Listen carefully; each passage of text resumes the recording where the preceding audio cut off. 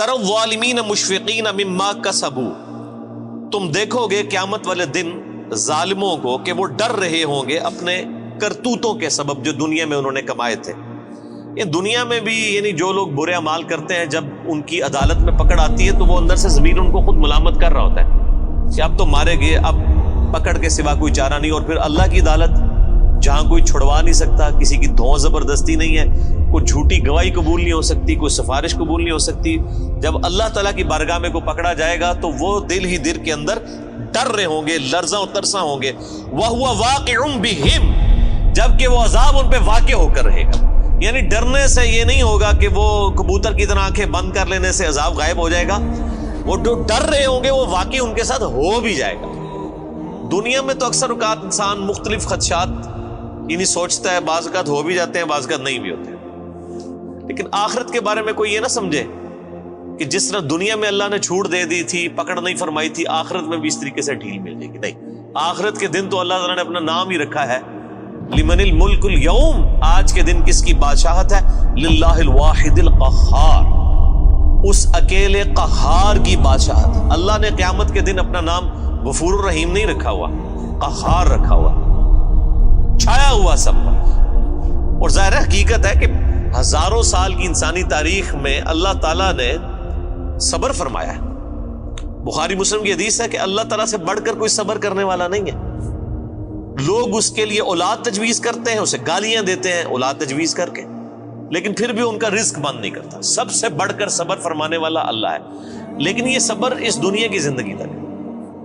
آخرت کی زندگی میں اللہ تعالیٰ نے پھر کسی کا لحاظ نہیں کرنا، حق کا وہ تو پھر واضح آ گیا۔ وَمَن يَعْمَلْ مِثْقَالَ ذَرَّةٍ خَيْرًا يَرَهُ وَمَن يَعْمَلْ مِثْقَالَ ذَرَّةٍ شَرًّا يَرَهُ، جس نے ذرے کے برابر بھی نیکی کی ہوگی وہ بھی پیش کر دی جائے گی، اس کے سامنے رکھ دی جائے گی، اور جس نے ذرے کے برابر گناہ بھی کیا ہوگا وہ بھی سامنے رکھ دیا جائے گا۔ یہاں تو اکثر لوگ کہہ دیتے ہیں جی اللہ تعالیٰ نے چھوٹی چھوٹی گلاں نال کی لینا دینا، اور اللہ تعالیٰ ہمارا ذرے کے برابر بھی نیکی کی اجر پاؤ گے، اور ذرے کے برابر گناہ بھی کیا اس کا پھر تم انجام دیکھ لو۔ والعیاذ باللہ تعالی۔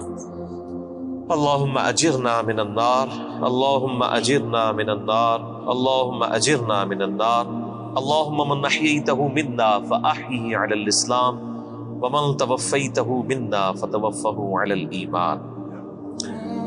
بس وہی بات ہے کہ جی عقل نہ ہوئے تے موجہ ہی موجہ، عقل ہوئے تے سوچیں ہی سوچیں۔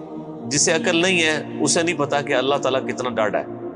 یہاں ہم جب کسی کو وعیدیں سناتے ہیں وہ کہتے ہیں وہ جی کوئی رحمت کی بات کریں، یعنی اللہ تعالیٰ تو سراپا رحمت ہے، یعنی وہ یہ بتانا چاہتے ہیں کہ اللہ تعالیٰ تو چاہتا ہے کہ لوگ گناہ کریں اور بس بغاوت پہ اترے رہے پھر بھی ان کو معاف کر دیں۔ یہ اتنا آسان معاملہ ہوتا تو پھر نبیوں کو نہ بھیجا جاتا، کتابیں نہ نازل فرمائی جاتی۔ جس کو یہ معاملہ پتا ہے اس کے لیے تو پھر زندگی گزارنی مشکل ہو جاتی ہے۔ والذین آمنوا وعملوا الصالحات، وہ لوگ جنہوں نے ایمان قبول کیا اور نیک اعمال اختیار کیے، صرف ایمان نہیں قبول کیا بلکہ نیک اعمال میں استقامت اختیار کی۔ فی روضات الجنات، وہ جنت کے باغوں میں ہوں گے۔ لہم ما یشاءون عند ربہم، وہاں ان کے رب کے پاس ان کے لیے ہر وہ چیز ہوگی جو وہ خواہش کریں گے۔ ذالک هو الفضل الکبیر، یہ ہے سب سے بڑا فضل۔ یعنی لوگ سمجھتے ہیں کہ دنیا میں اعلیٰ منصب حاصل ہو جانا، یا پچھلے دنوں الیکشن ہوئے ہیں تو لوگ سمجھ رہے تھے شاید پرائم منسٹر بن جانا کوئی بہت بڑا عہدہ ہے، دنیا میں بہت زیادہ دولت کما لینا کوئی بہت بڑا عہدہ ہے۔ اللہ تعالیٰ ہمارا ذالک هو الفضل الکبیر، اصل میں اللہ کا فضل اس پہ ہے جس نے ہمیشہ کی کامیابیاں حاصل کر لی۔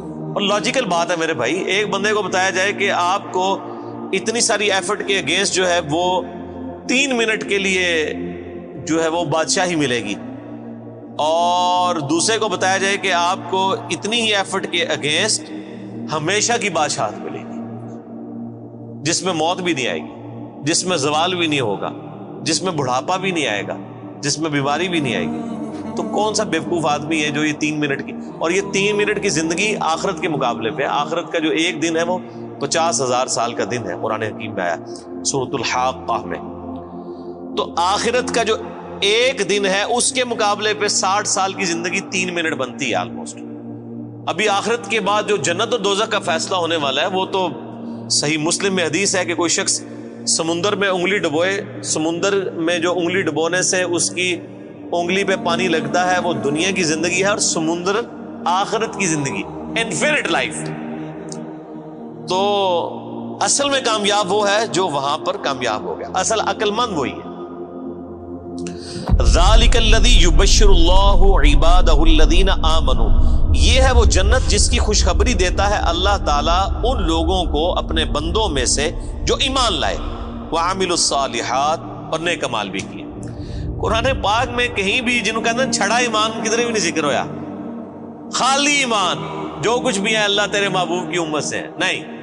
ہمیشہ اب یہ حالانکہ وعملوا الصالحات اسی سے پچھلی آیت میں ریپیٹ ہو چکا تھا, لیکن پھر کہا کہ یہ بشارت ہے, یعنی وہم نکالا ہے, کسی کو خدشہ بھی نہ ہو کہ صرف ایمان کی بات کی تو کہہ جی کلمہ تو پڑھا ایک نہ ایک دن تو جنت ہی چلی جانا ہے.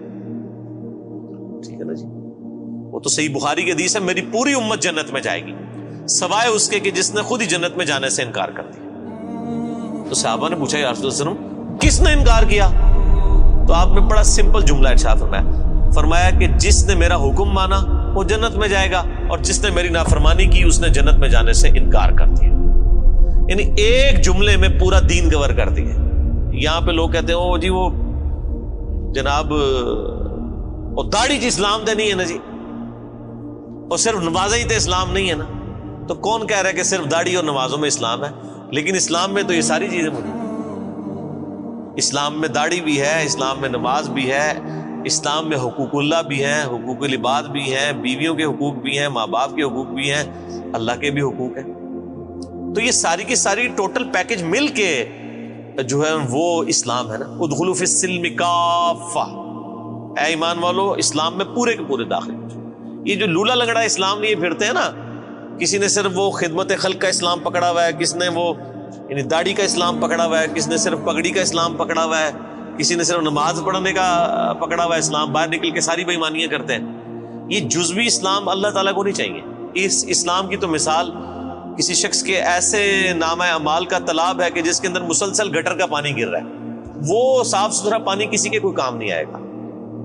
جب اس کے اندر گٹر کا پانی گر رہا ہے اس ملاوٹوں کے ساتھ, حرام خوریوں کے ساتھ, حق تلفیوں کے ساتھ, بدماشیوں کے ساتھ, اس طرح کا دین تو اللہ تعالیٰ کو نہیں چاہیے. اللہ تعالیٰ تو کہتا ہے ٹوٹل پیکج لینا ہے, جس نے داخل ہونا ہے اسلام میں پورے کا پورا داخل ہو, ادروائز اللہ تبارک و تعالیٰ اس کا اسلام جو ہے نا وہ اس کے منہ پہ مار دے گا قیامت کے دن.